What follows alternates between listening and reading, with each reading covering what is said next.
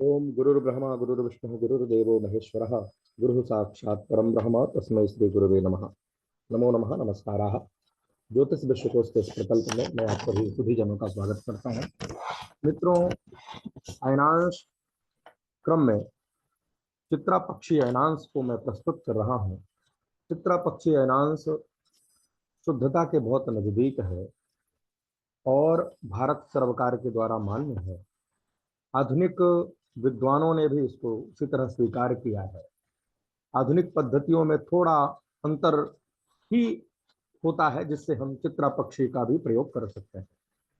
आधुनिक पंचांगों में, सॉफ्टवेयर इत्यादि में अधिकतम चित्रा पक्षी अयनांश का ही प्रयोग किया जाता है।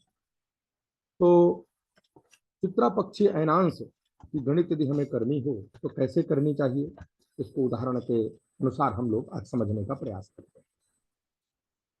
जब हम चित्रा पक्षी अयनांश निकालेंगे तो हमारे पास ईस्वी सन 2022, 23, 24 यह सन होना चाहिए और तात्कालिक सूर्य स्पष्ट होना चाहिए।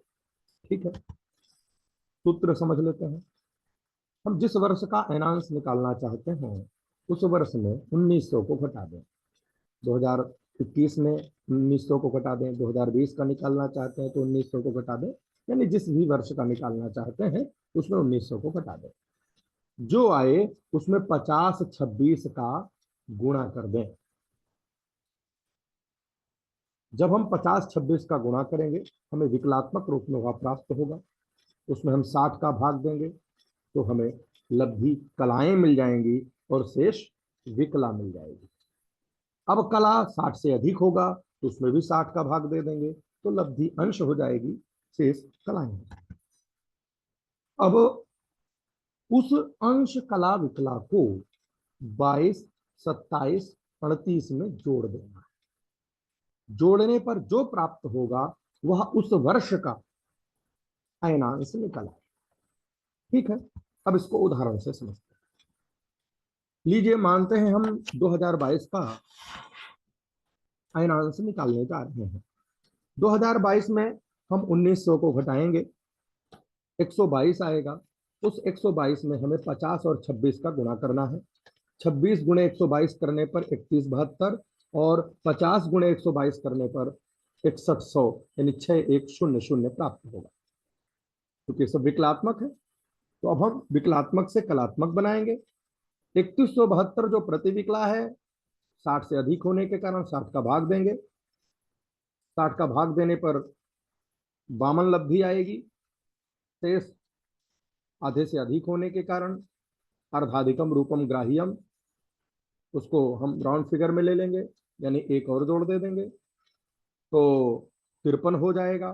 6100 प्लस 53 करने पर 6153 हो जाएगा, यानी 6153। अब इसमें 60 का भाग देंगे। 60 का भाग देने पर 102 हमें जो भागफल मिला है यह कला है और जो शेष 33 बचा है वह हमारी विकला है। ध्यान दीजिए, हमने क्या किया है, 1900 को घटाया है, 50-26 का गुणा किया है और 60 का भाग दिया है। आगे देखिए, 102 कला और 33 विकला है।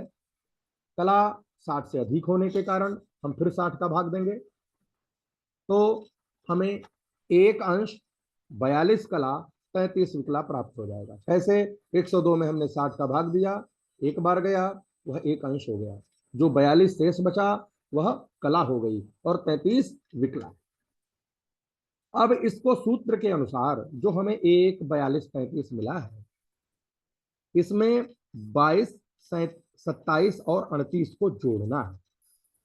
हमने जोड़ा तो 38, 33 जो करने पर, उनको जोड़ने पर 71, 71 प्राप्त हुए। 27 और 42 को जोड़ने पर 69 प्राप्त हुए, 69 प्राप्त हुए। 22 और 1 में 23 यानी 23 प्राप्त। 23, 69, 71 यही हमारा अयनांश है, वार्षिक अयनांश। अब ध्यान दीजिए, 71 विकलाएं हैं, 60 से ऊपर विकलाएं होती नहीं। हम 60 का संशोधन करेंगे तो 11, 71 में 60 बचा, घटाया 11 बचा। एक बार घटा, वह 69 में जोड़ दिया तो 70 हो गया। 70 कलाएं हुई, कलाएं 60 से अधिक हैं इसलिए उसको भी 60 से घटा दिया तो 10 बचा। और एक बार घटा इसलिए उसको 23 में जोड़ दिया तो 24 हुआ। यानी 24 अंश 10 कला 11 विकला हमें वार्षिक अयनांश प्राप्त हुआ। फिर से ध्यान रखना है, 1900 घटाना है अपने वर्ष में और 50-26 का गुणा करके 60 का भाग देना है। जो मिलेगा वह कला और विकला होगी, यानी भागफल कला होगी और शेष विकला होगी। कला को 60 से भाग दे देंगे तो हमारे पास अंश कला विकला के रूप में फल प्राप्त हो जाएगा। उसको सूत्र के अनुसार 22 अंश 27 कला 35 विकला में जोड़ देंगे। जोड़ने पर जो प्राप्त होगा वह हमारा वार्षिक अयनांश होगा। अब चलिए मानते हैं हमें मासिक अयनांश बनाना हो, इस महीने का बनाना हो तो मासिक के लिए हमें तात्कालिक सूर्य स्पष्ट की जरूरत पड़ेगी। और वह मासिक अयनांश जब तक सूर्य उस राशि में रहेगा, यानी जैसे सूर्य मेष राशि में प्रवेश किए हैं तो जब तक सूर्य मेष राशि में रहेंगे तब तक वह आपका अयनांश प्रयोग में लाने योग्य रहेगा। तो हम क्या करेंगे, सूर्य की राशि में 4 विकला और 12 प्रतिविकला जोड़ देंगे। जो योग फल होगा वह विकलात्मक आ जाएगा। चलिए देख लेते हैं।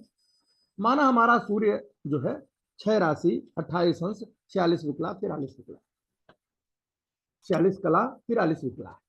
अब हम इसे राशि में 4 12 जोड़ने जा रहे हैं। तो 6 में 4 12 जोड़ने पर 10 12 प्राप्त हुए। यह अयनांश की विकला है तो हम विकला में ले जाकर के जोड़ देंगे। तो 24 10 11 में जो हमें पहले प्राप्त हुआ था उसमें 10 12 जोड़ दिए तो 12 प्रतिविकला 11 10 21 विकला 10 कला और 24 अंश, यह आपका अयनांश है। हम और सूक्ष्मता के लिए इसका प्रयोग अंशों में भी कर सकते हैं, परंतु इतना अधिक गहराई में जाने की, सूक्ष्मता में जाने की आवश्यकता नहीं है। भाव यह हुआ कि आपके लिए वार्षिक अयनांश और मासिक अयनांश ही परमावश्यक है। इसका प्रयोग करके आप अपनी गणित का अभ्यास कर सकते हैं, इसका लाभ ले सकते हैं। और पंचांगों में आजकल जो हमें अयनांश प्राप्त होता है उस अयनांश की नजदीकी इसी अयनांश के साथ है, इसलिए हम इसी का प्रयोग करें। आशा है यह वीडियो आपके लिए उपयोगी हुआ होगा।